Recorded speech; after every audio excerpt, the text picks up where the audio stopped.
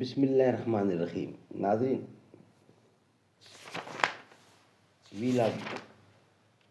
284 284 284 اور پہلی قسط ہے آج کے لحاظ سے. ربط آیات سب ہیڈنگ ہے 229، پیج ہے معارف القرآن جلد دوم، سورۃ آل عمران نمبر 3 اور آیت نمبر ہے 171. ناظرین، روزانہ کی بنیاد پر ہم آپ کے سامنے رکھ رہے ہیں قرآن کریم کا ترجمہ، تشریح، تفسیر اور تلاوت کلام پاک. ناظرین، اس کتاب کا ٹائٹل ہے معارف القرآن جلد نمبر 2، یعنی سورۃ آل عمران سے لے کر سورۃ النساء تک، پارہ نمبر 3 کا رکوع نمبر 9 سے لے کر پارہ نمبر 3 کا رکوع نمبر 4. اور رائٹر ہیں اس کتاب کے حضرت مولانا مفتی محمد شفیع صاحب عثمانی رحمۃ اللہ علیہ، جو کہ مفتی اعظم پاکستان. نحمده ونصلی علی رسولہ الکریم. بسم اللہ الرحمن الرحیم. قال النبی صلی اللہ علیہ وسلم خیرکم من تعلم القرآن وعلمہ. بہترین لوگ وہ ہیں جو خود بھی قرآن پڑھیں، دوسروں کو پڑھائیں، سکھائیں اور لکھائیں. کہہ رہا ہے مجھ سے اے جو یا اسرار ازل، چشم دل داہو تو ہے تقدیر عالم بے حجاب. دل میں یہ سن کر بپا ہنگامہ میشر ہوا، میں شہید جستجو تھا یوں سخن گستر ہوا. اے تیری چشم جہاں ہیں پردہ طوفاں آشکار، جن کے ہنگامے ابھی دریا میں سوتے ہیں خاموش، جن کے ہنگامے ابھی دریا میں سوتے ہیں خاموش. ناظرین، ویلاگ نمبر 284، ربط آیات. واقعہ احد میں عارضی شکست اور مسلمانوں کی پریشانی پر حضرات صحابہ کرام کے تسلی کے لیے حضور اکرم صلی اللہ علیہ وسلم کو صحابہ کرام کی تسلی کے لیے چند امور کا حکم ہوا تھا، جس سے رسول اکرم صلی اللہ علیہ وسلم کی ناراضی کا خطرہ تو زائل ہو گیا، لیکن ان حضرات کو اس واقعہ مغلوبیت سے حسرت بھی تھی. اس لیے متذکرہ بالا آیات میں سے پہلی آیت میں ان کی حسرت مغلوبیت کو دل سے اتارتے ہیں. نیز بدر کے روز مال غنیمت میں ایک چادر گم ہو گئی. بعض کم سمجھ یا منافق لوگوں نے کہا کہ شاید رسول اللہ نے لے لی ہو، اور یہ امر حقیقتاً یا صورتاً خیانت ہے. نبی کی شان اس سے منزہ ہے، لہٰذا دوسری، تیسری اور چوتھی آیات کے اندر جناب رسول مقبول صلی اللہ علیہ وسلم کی عظیم الشان صفت امانت اور اس خیال کی غلطی کو بیان کر کے پانچوں آیت کے اندر حضور اکرم کے وجود یا جود کا وجود کا نعمت عظمیٰ ہونا اور آپ کی بعثت کا انسانیت کے لیے احسان عظیم ہونا واضح فرمایا گیا ہے. چونکہ مومنین کو اس شکست کی سخت کلف تھی کہ باوجود مسلمان ہونے کے یہ مصیبت کیوں اور کدھر سے آ گئی، اس پر صحابہ کرام کو تعجب اور افسوس تھا. نیز منافقین کہا کرتے تھے کہ اگر یہ لوگ گھروں میں بیٹھے رہتے تو ہلاک نہ ہوتے، اور ان شہداء کی موت کو بد نصیبی اور محرومی قرار دیتے تھے. اس لیے 6، 7 اور 8 آیت کے اندر دوسرے عنوان سے اس عارضی مصیبت و تکلف یعنی تکلیف کی علت و حکمت و واضح فرمائی گئی ہے، اور اس کے ضمن میں منافقین کی تردید بھی. اور 9 آیت میں ان کے غلط عقیدہ کہ گھروں میں بیٹھے رہنا ہلاکت سے نجات کا سبب ہے تردید کی گئی. اور 10، 11 اور 12 آیت میں حضرات شہداء کرام کی اعلیٰ درجہ کی کامیابی اور حیات حقیقہ اور دائمی نعمتوں کا اثبات فرما دیا گیا. سبحان اللہ. ناظرین، اس کا خلاصہ تفسیر ہم آپ کے سامنے رکھ رہے ہیں. پیج ابھی وہی چل رہا ہے، یعنی 229. اگر حق تعالیٰ تمہارا ساتھ دیں تب تو تم سے کوئی نہیں جیت سکتا، اور اگر تمہارا ساتھ نہ دیں تو اس کے بعد ایسا کون ہے جو تمہارا ساتھ دے اور تم کو غالب کر دے. اور صرف اللہ تعالیٰ پر ایمان والوں کو اعتماد رکھنا چاہیے، اور نبی کی یہ شان نہیں کہ وہ نعوذ باللہ خیانت کرے. حالانکہ خائن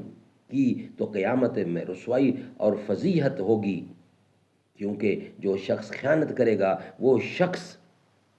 اپنی اس خیانت کی ہوئی چیز کو قیامت کے دن میدان حشر میں حاضر کرے گا، تاکہ سب خلائق مطلق ہوں اور سب کے روبرو فضیحت اور رسوائی ہو۔ پھر میدان قیامت کے بعد ہر شخص کو ان خائنوں میں سے اس کے کیے کا دوزخ میں پورا عوض ملے گا، اور ان پر بالکل ظلم نہ ہوگا کہ جرم سے زائد سزا ہونے لگے۔ غرض خائن تو مغضوب اور مستحق کے جہنم ہوا، اور انبیاء علیہ السلام بوجہ رضا جوئی حق کے قیامت میں سر بلند ہوں گے، اور پس دونوں امر جمع نہیں ہو سکتے، جیسا آگے ارشاد ہے۔ سو ایسا شخص جو رضائے حق کا تابع ہو جیسے نبی، کیا وہ اس شخص کے مثل ہو جائے گا جو کہ غضب الہی کا مستحق ہو اور اس کا ٹھکانہ دوزخ ہو؟ جیسے خائن اور وہ جانے کی بری جگہ ہے، ہرگز دونوں برابر نہیں ہوں گے، بلکہ یہ مذکورین یعنی متبعان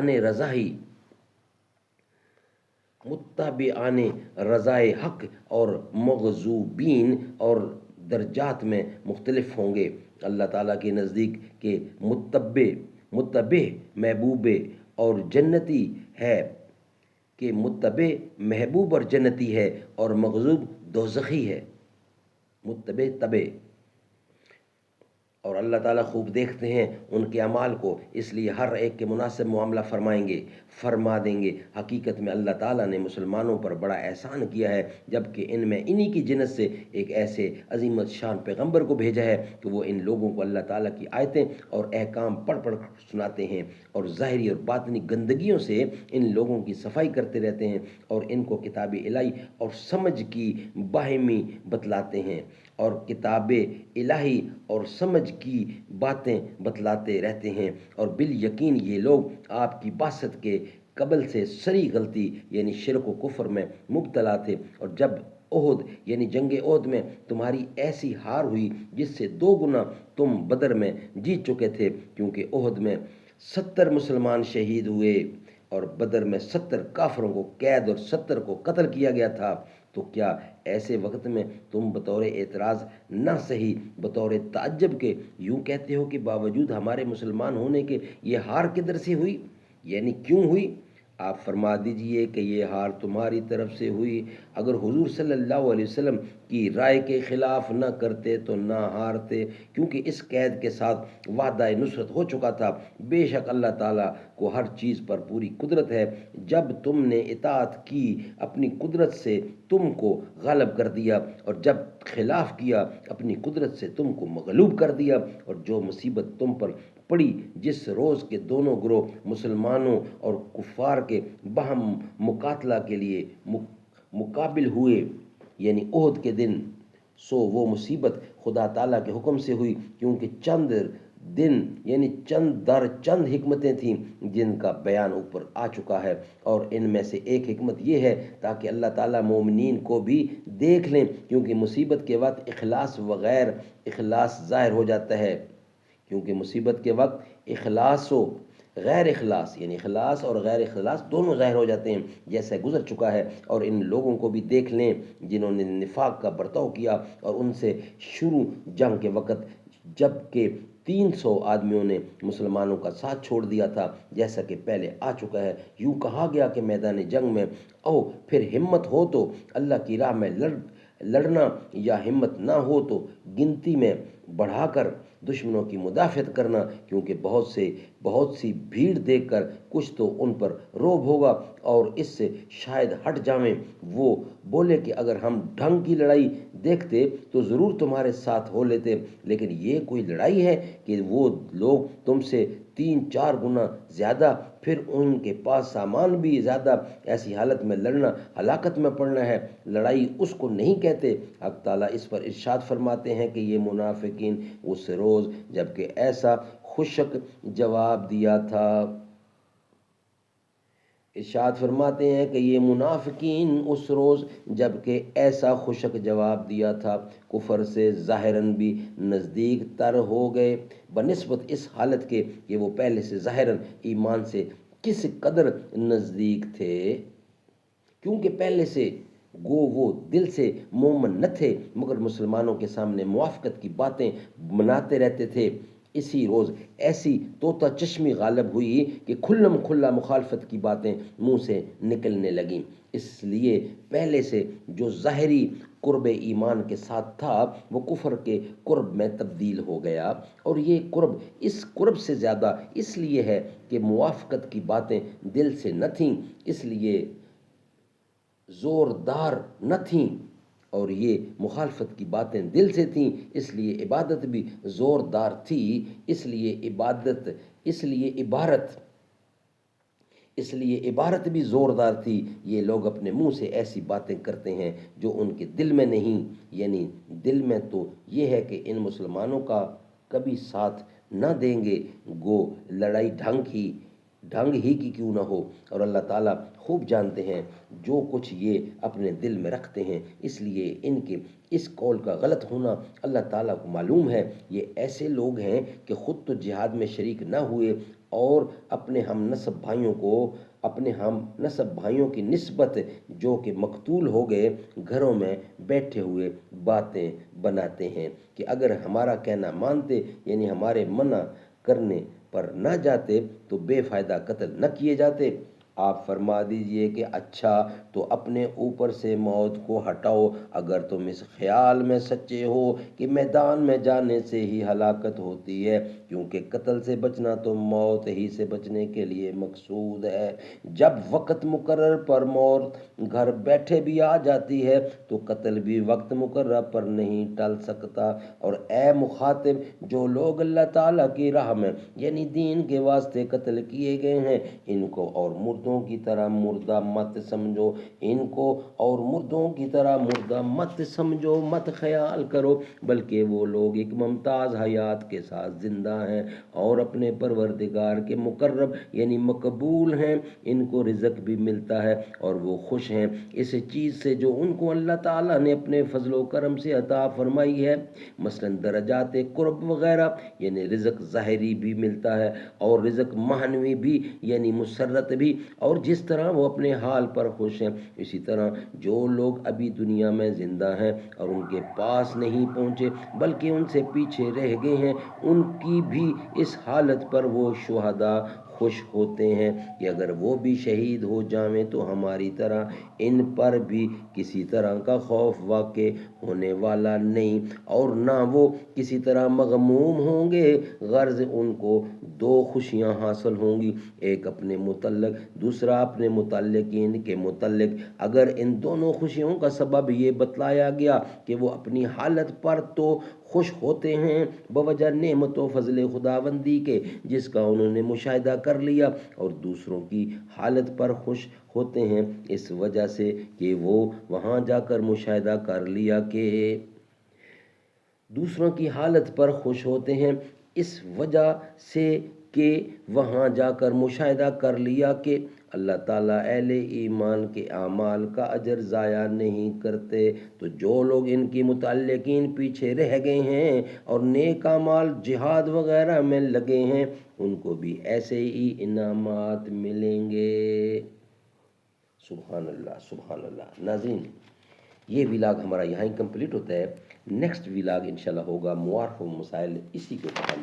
آپ کے سامنے ڈسکس کریں گے۔ ابھی یہ آیت کی تشریح اور تفسیر یعنی خلاصہ تفسیر ہم نے پیش کیا ہے، اب اس کے معارف و مسائل ہیں وہ انشاءاللہ ہم آپ کے سامنے رکھیں گے 285 کی دوسری قسط میں۔ 285 کی دوسری قسط میں 284 کی پہلی قسط کمپلیٹ ہوئی ہے۔ جو بھی اللہ کی مسجد کو بنا دیتا ہے، باغ جنت میں محل اس کو خدا دیتا ہے۔ جو بھی اللہ کی مسجد کو بنا دیتا ہے، باغ جنت میں محل اس کو خدا دیتا ہے، جس نے ایک اینٹ بھی مسجد میں لگائی مولا، ہیرے موتی سے مکان اس کو سجا دیتا ہے۔ بس وہی ہوتا ہے مقبول خدا کا بندہ، جا کے مسجد میں جو سر اپنا جھکا دیتا ہے۔ جذبہ عشق میں سجدہ کرو مسجد جا کر، یہ تو اللہ سے بندوں کو ملا دیتا ہے۔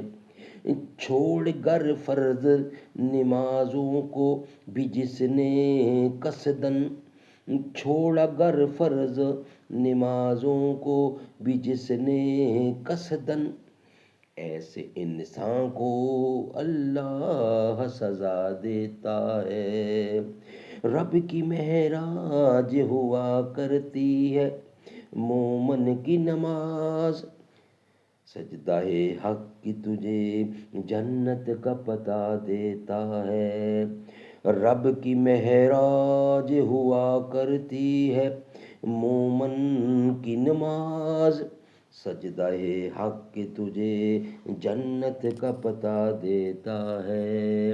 جو بھی اللہ کی مسجد کو بنا دیتا ہے، باغ جنت میں محل اس کو خدا دیتا ہے۔